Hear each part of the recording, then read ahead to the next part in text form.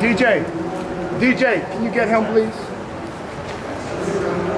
You know the kid's awesome, but the national high school record's been on the books for a long, long time. How cool is that to see that go down here in the Olympic trials? I'm still in shock, really. I mean, we knew we can do it, and that wasn't the goal to go break the record. The goal is to come here and to not just spectate, not just to participate, but to compete.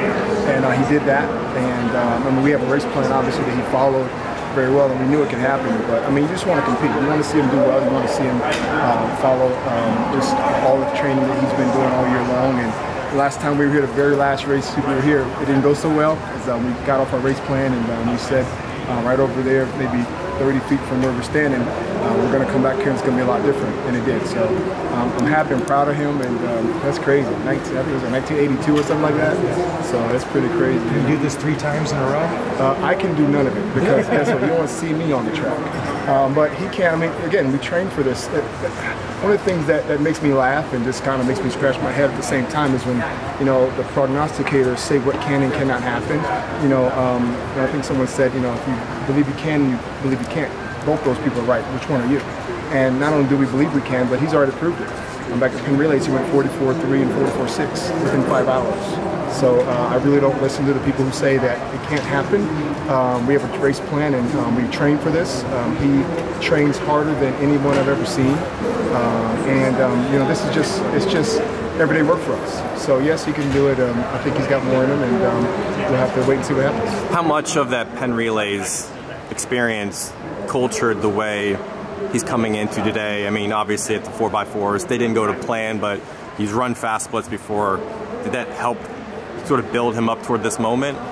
Yeah, I mean, well, Penn's was just really a microcosm of what happens in our training system, our training plan. We don't do a lot of over distance. We definitely don't overrun the kids. It's funny when people are saying, my friends and coaches tell me I need to stay off the internet because everybody has an opinion saying we're running him too much. I mean, that was his 4th quarter all season long, right?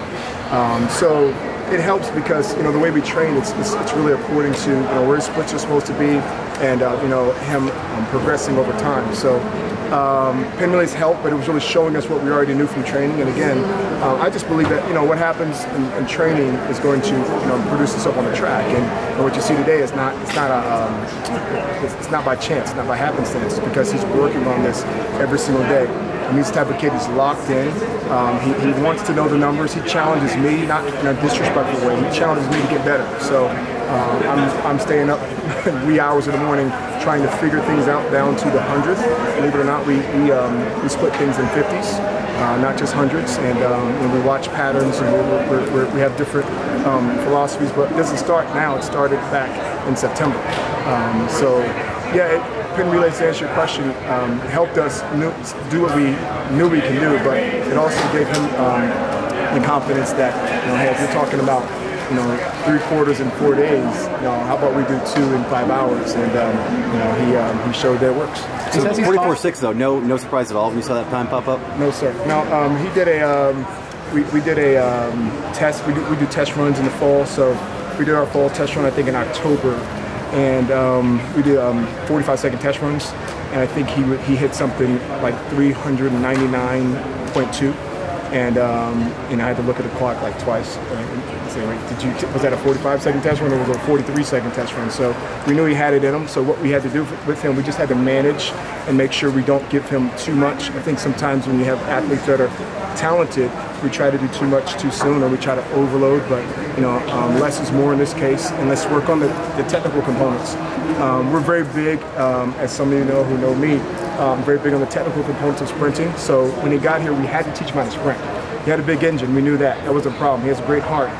But his sprint mechanics just weren't there, and we're still working on things, and we're not there yet. I'm sure some people will say, oh, his sprint mechanics, but comparatively speaking to where they were 2 years ago, I mean, he's just adapted very well, and he's accelerating very well, which we're proud of. So that translates into the quarter, because you're not just going to, strength your way through it, but it's still the 400-meter dash. It's still a sprint. So teaching him how to sprint and him embracing that, and then him just being him, because he also ran at 800 just for fun and ran 150.